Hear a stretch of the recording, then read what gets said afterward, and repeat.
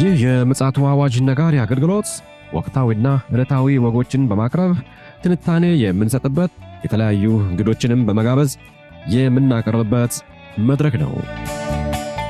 መረጃዎችን ያጠናከረ ይዞልን የሚመጣው ፓስተር አለማየሁ ነሙ ሲሆን ፕሮግራሙን የመራና መሰናዶውን ኤዲት በማድረግ ወደ እናንተ የሚያቀርበው ይልቃል አስራት ነው። መልካም ጊዜ። ሻሎም ሻሎም፣ ውድ የተከበራችሁ የምፅዓቱ አዋጅ ነጋሪ አገልግሎት አድማጮቻችን ሰላም ለእናንተ ይሁን። ከቀኑ በኋላ ደግሞ በሌላ መረጃ ወደ እናንተ ብቅ ብለናል። መስመር ላይ ፓስተር ይገኛል። አሁን ደግሞ ይዞ የመጣው መረጃ ምንድን ነው የሚለውን እንግዲህ ኋላ ላይ እንሰማ ይሆናል። አሁን ግን መልካም ምኞታችንን ገልጸን ወደሚቀጥለው ፕሮግራም እናልፋለን። ይልቃል አስራት ነኝ ከምፅዓቱ አዋጅ ነጋሪ አገልግሎት። ውድ አድማጮቻችን በቀኑ መረጃችን የዓለማችንን ገጽታ የሚያመላክት አንድ መረጃ አቀብለን ነበረ። ያልተከታተላችሁ ወደሚያመልጣችሁ ወገኖች ካላችሁ መለስ ብላችሁ ቻናላችን ላይ በመግባት መከታተል ትችላላችሁ። አሁን ግን ፓስተር አዲስ መረጃ ይዞልን መጥቷል። ከሰላምታ በኋላ በቀጥታ መረጃችንን እናደምጣለን። ሰላም ላንተ ይሁን ፓስተር፣ እንዴት አመሸ? እንደምን አመሸ ወንድም ይልቃል? እግዚአብሔር ይመስገን። እስኪ መረጃን ማቅረብ ትችላለህ? እንግዲህ ዓለም ያው በነውጥ ላይ ነው ያለችው። እረፍት አልባ ዓለም ሆናለች። የሚታዩ ነገሮች ሁሉ በጣም ደስ አይሉም። በተለይ ደግሞ በትናንትናው ዕለት በአሜሪካ አንዲት ሴት አሜሪካዊት ተከላለች በፖሊሶች በሚኒያፖሊስ እዛ ነው የተገደለችው። እንግዲህ ያው በእጅግ አሳዛኝ ነው። መኪና ውስጥ እያለች ነው የተገደለችው። ወጣት ናት፣ የ37። ለምን ይሄ እንደሆነ አንድ የፖሊስ መኮንን ነው እርምጃውን የወሰደው። እነዚህ የኢሚግሬሽን ፖሊሶች ማለት ነው፣ እነሱ ናቸው እርምጃውን የወሰዱት። እርምጃው በጣም አስከፊ ነው፣ በጣም እንትን ይላል። ነገር ግን በደፍን አሜሪካ የተቃውሞ ሰልፎች እየተደረጉ ነው ያሉት። ሁኔታዎቹ በጣም እንዳይባባሱ እየተፈራ ነው ያለውና አንዳንድ ጊዜ ጥንቃቄ የጎደለው እርምጃ መውሰድ ምን ያህል ጉዳት ሊያመጣ እንደሚችል ማወቅ ይከብዳል እና ቀላል አይደለም። አሁን ወዲያውኑ የህዝቡ ግልብጥ ብሎ የወጣውና በረዶም አልበገረውም እና ይሄ ደግሞ ለአሜሪካ የውስጥ አስተዳደር ምን ያህል እየተረበሸና እየተከፋፈለ እንደሆነ የሚያመለክት ነው ያለው። የተለያዩ ፖለቲከኞች፣ የዲሞክራትም ሰዎች አውገዘውታል ጉዳዩን። ማውገዝ ብቻ ሳይሆን ሰውየው በቁጥጥር ስር እንዲውል ተደርጎ ታስቧል። ምክንያት መጀመሪያ ላይ ግን የተሰጠው መግለጫ ልክ አልነበረም። እሱ ነው እንዲያባብሰው ያደረገው። ምንድነው ራሳቸውን ለመከላከል የወሰዱ እርምጃ ነው የተባለው። ነገር ግን በካሜራ ሲታይ ሴትዮዋ ምንም አይነት እርምጃ ለመውሰድ ስትንቀሳቀስ ለማምለጥ ያህል አይታይም። ዝምና መኪናዋን ለመንዳት ያህል ነው የሞከረችው። ያም ቢሆን የትም አትደርስም፣ ጠብቀው መያዝ ይችላሉና ነገር ግን እንዲህ አይነት ግጭቶች ዶናልድ ትራምፕን በትሩዝ ገጻቸው ላይ በጣም ሀዘናቸው እንደገለጹ ከዛ በፊት ግን የሰጡት ራሳቸውን ለመከላከል ብለው ነበር። ከዛ በፊት በተናገሩት ፖሊሶቹ ራሳቸውን ለመከላከል የወሰዱት እርምጃ ነው ብለው ነበር። የህዝቡን ተቃውሞ ሲመለከቱና የተወሰደው እርምጃ አግባብ እንዳልሆነ ሲረዱ የዚች ከተማይቱ ከንቲባ ዶናልድ ትራምፕን ቃላቸውን የቀየሩት ያኔ ነው። የመጀመሪያው ላይ ራስን የመከላከል እርምጃ ነው ብለው መረጃው አልደረሳቸውም። ለፖሊስ ነው ያው እንዲህ ተቃውሞ ያስነሳል የሚል ነገር አልነበራቸው እና አሁን ላይ ግን ነገሮች እየተባባሱ ሊመጡ እንደሚችሉ አመላካች የሆኑ ነገሮች እየታዩ ነው ያሉትና ከዚህ በፊት ታስታውሳለህ አንዴ በመላ በስንት ከተማ ነው ከ70 ከተማዎች በላይ በ52ቱም ስቴት አይሲ ኢሚግሬሽን እንትኑ በከፍተኛ ሁኔታ ተቃውሞ ነበረ። ሌላ ቀጠሮ እንዳላቸው እናውቃለን እነሱ ሌላ ያን ተቃውሞውን ያስተባበሩ ሰዎች ይሄ በህዝብ ላይ የሚደረገው ነገር እስኪቆም ድረስ ተቃውሟችን እንደሚቀጥል ነው ብለው ነው ያሉት አክቲቪስቶቹ። አሁን ደግሞ ያለው ሁኔታ ምናልባትም ለስልጣናቸው አዳጋች እንደሚሆን ነው የሚያመለክተው። ምክንያቱም በውጭ ላይም የሚወስዱትን እርምጃ ዲሞክራቶቹ አልደገፉም፣ አልተቀበሉም። ከራሳቸውም ከፓርቲያቸውም ራሱ ደግሞ እኮ የሚገርመው እየተቀበለ አይደለም። ይህች ሴትዮ የተገደለችበት የተወሰነ ሜትር ልዩነት ላይ ታስታውስ እንደሆነ በቀድሞ ዘመናቸው ማለት ነው፣ ከዚህ ቀደም በነበረው የስልጣን ዘመናቸው ወቅት ጆርጅ ፍሎይድ የሚባል አንድ ጥቁር አሜሪካዊ በፖሊስ የተገደለበት አካባቢ ነውና ለስልጣናቸውም ድምጽ ማጣት ትልቁን ድርሻ የወሰደው ይሄ ነው ይባላል በዚህኛው ግዛት። አሁን ምናልባትም እንግዲህ ቀጣዩ ምን ይሆናል የሚለውን ነገር ሚዲያ ላይ ገብተን መከታተል ያለብን ይመስለኛልና እንደዛ የምናደርግ ይሆናል። ሌላው ከወደ ኢራን የተሰማው ጉዳይ መካከለኛው ምስራቅና አሜሪካንን እና እስራኤልን ስጋት ላይ የጣለ ጉዳይ እየተሰማ ነው ያለው። ይህ ምንድነው? ኢራን ውስጥ እንግዲህ በውስጥ እጅግ አደገኛ የሆነ ብጥብጦች፣ ሁከቶች፣ ተቃውሞዎች አሉ። በኃይል ለማስቆም የተፈጠረ እጅግ አደገኛ ግጭቶች ተፈጥረዋል። በዚህም 36 ሰዎች እስከ ትናንትናው ድረስ ሞተዋል። ከህዝቡም ከተቃዋሚውም ከደህንነት ኃይሉም የሞቱ እንደሆነ ለማወቅ ተችሏል። እንዲሁም የሚገርም እንደዚህ ህዝቡ ላይ አንድ መኪና እየገጨ ሲሄድ ሁሉ የሚገርም ተቀርጿል።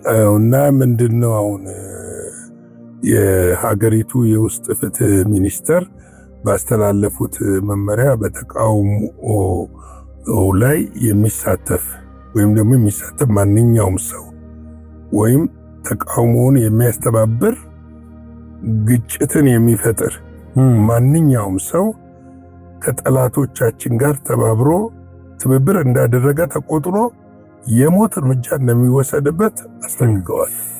ይገርማል። ጠላቶች የሚሉት እንግዲህ ከአሜሪካና ከእስራኤል ጋር የተባበረ ወገን እንደማለት ነው። ይሄ እንግዲህ ትንሽ አደጋ ላይ የጣለው ነው። ዋናው ግን ይሄ ሳይሆን ምንድነው የእሳቸው መግለጫ ውስጥ አንድ ያካተቱት በጦርነት ላይ እንገኛለን፣ ከአሜሪካና ከእስራኤል ጋር በጦርነት ላይ እንገኛለን፣ ለጠላት አጋር አትሆኑ፣ ለጠላት የምትተባበሩ አትሆኑ፣ ችግራችሁን ተረድተናል ብለዋል።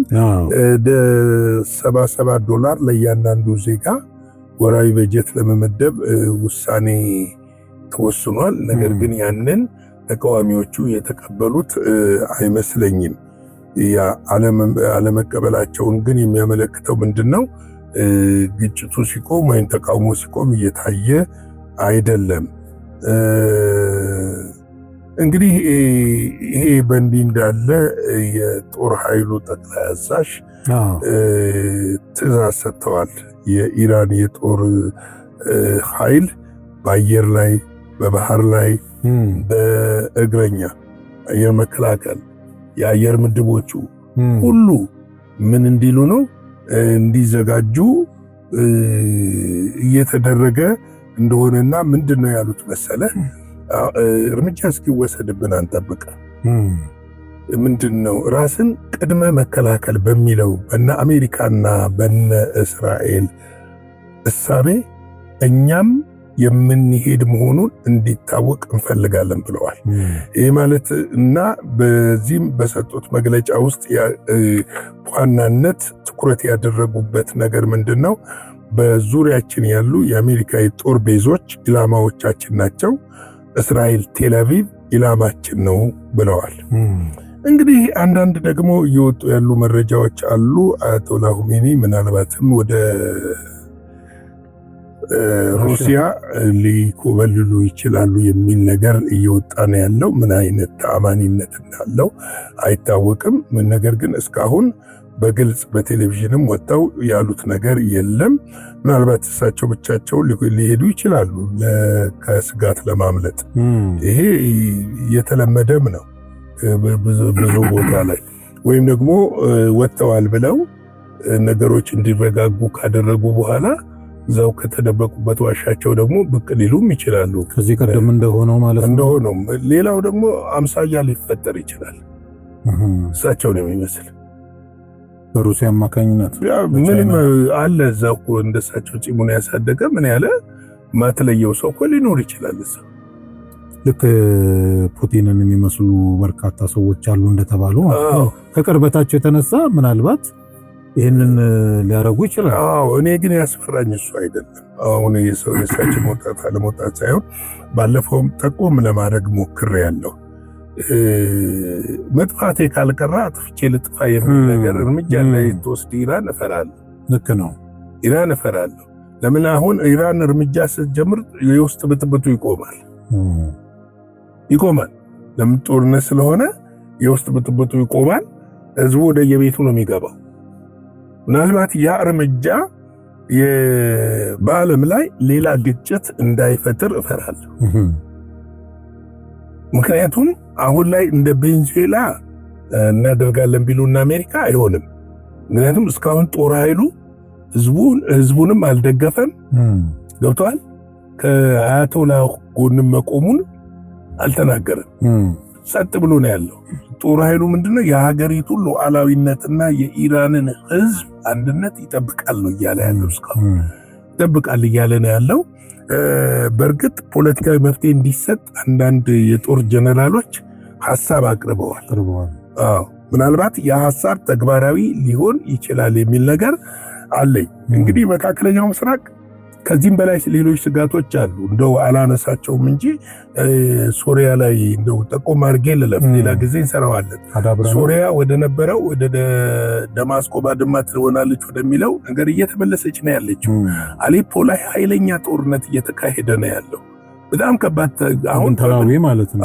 በዚህ በኒኮላስ ማዱሮ ተሸፈነ እንጂ በሌሎች ዜኖች ተሸፈነ እንጂ በጣም ኃይለኛ ከመንግስት ጋር ካለው ስልጣን ላይ ካለው ዲሞክራቲክ መንግስት ነኝ ከሚለው ጋር የተቃዋሚ ደግሞ ጎራው የተፈጥሮ አይኤስኤስም ያለበት ከፍተኛ ግጭት እየተፈጠረ ነው ያለው። እንግዲህ ዓለማችን በዚህ ሁኔታ ውስጥ ነው ያለችው። እኛስ የሚለውን ነገር መጠየቅ ያስፈልጋል ብዬ አስባለሁ። ለጊዜው ንጹህ አየር እየተነፈስን ነው። ይሄ ካልጸለይ ዓለም ላይ ያለው ነገር ወደኛ የማይመጣበት ምንም ምክንያት የለም። ምክንያቱም ልንጸልይ ያስፈልጋል። ከፊታችን ወደ እግዚአብሔር ልንመልስ ያስፈልጋል። ቤተክርስቲያን በራሷ ጉዳይ እየተጠመደችበት ነው ያለችው። ለማንኛውም ይሄንን በነገው ዕለት ከሰዓት በምናቀርበው የቀጥታ ስርጭት ፕሮግራማችን ላይ አጠናክረን ይዘነው እንመጣለን ብዬ አስባለሁ። ለዛሬ ምሽት ያለኝ መልእክት ይሄንን ይመስላል። የጌታ ጸጋ፣ ሰላም፣ ምሕረት፣ ቸርነት ከሁላችን ጋር ይሁን። ሻሎም። እግዚአብሔር አብዝቶ ይባርክ ፓስተር። በጣም ወሳኝ መረጃ ነው ዛሬም ያቀረብክልን። እውነት ነው። እንግዲህ መጨረሻ ላይ እንዳልከው እኛስ ምን እያደረግን ነው የሚለውን በድጋሚ ብናስተጋባው መልካም ነው ብዬ አስባለሁ። ጦርነት ካልመጣ፣ ወረርሽኝ ካልመጣ፣ የተፈጥሮ አደጋ ካልመጣ አንነቃም ወይ? ሁሌ በእንደዚህ አይነት መልኩ ነው ወይ ነው በድንጋጤ የሚሆን በሌላ የእግዚአብሔርን ፊት የምንሻው? ነገር ግን በየዕለቱ ነገሮች በጣም እየጎለበቱ ስለመጡ የየቀን ተግባራችን ሊሆን እንደሚገባ ጠቆም ማድረግ እንወዳለን። እንግዲህ ውድ አድማጮቻችን ለዛሬ ምሽት ይዘን የመጣነው መረጃ ይህን የመሰለ ነው። ፓስተር ቅድም እንዳለን ነገ ቀጥታ ስርጭትም አለን። አንድ መረጃም ከዛም ቀደም ብሎ እንለቃለን። እስከዚያው ድረስ የእግዚአብሔር ምሕረት ቸርነት እያንዳንዳችን ጋር እንዲሆን እንመኛለን። እግዚአብሔር አገራችንን ሕዝባችንን እንዲጠብቅ መልካም ምኞታችን ነው። ሻሎም። ለዛሬ ይዘን የመጣነው ወቅታዊ መረጃ ይህንን ይመስል ነበረ። በሌላ ጊዜ በሌላ መሰናዶ እስከምንገናኝ ሰላም ለእናንተ ይሁን።